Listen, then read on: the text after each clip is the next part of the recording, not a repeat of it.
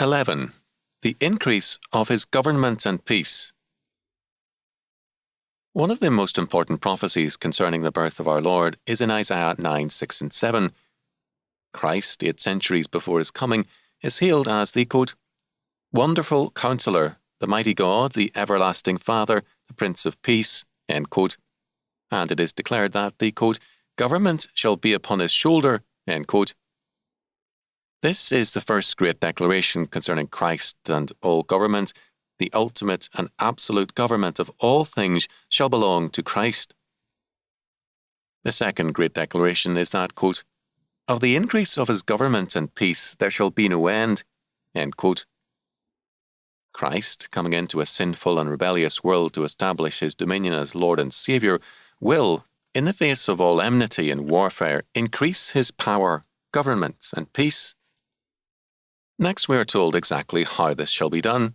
He shall, quote, establish it with judgment and with justice from henceforth, even forever, end quote. Or, as the Berkeley version translates it, quote, it is firmly established and supported in justice and righteousness from now on and forever, end quote. Christ came into the world as the great prophet, priest, and king. As prophet, he speaks for God. As priest, he is man's saviour and advocate with the Father. As king, he rules over the world. The world is in rebellion against that government. From these rebels and revolutionists, we hear much about peace and a great deal of hostility to government.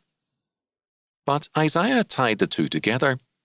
Quote, of the increase of his government and peace there shall be no end, end quote.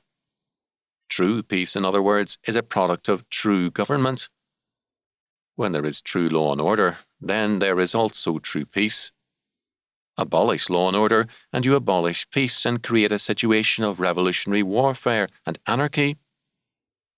By abandoning Christ as Saviour and King, by abandoning his government and peace, we are moving into a world of perpetual warfare.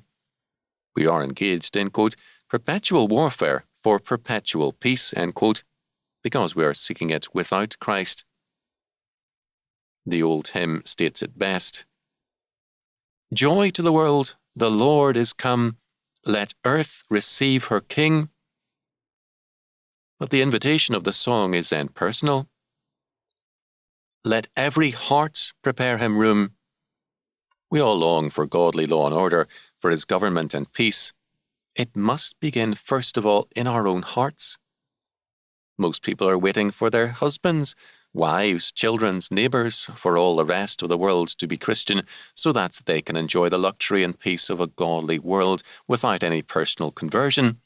But there is no peace, says Scripture, to the wicked. But every man can know the peace of his government here and now, and in the face of all problems, if their hearts prepare him room.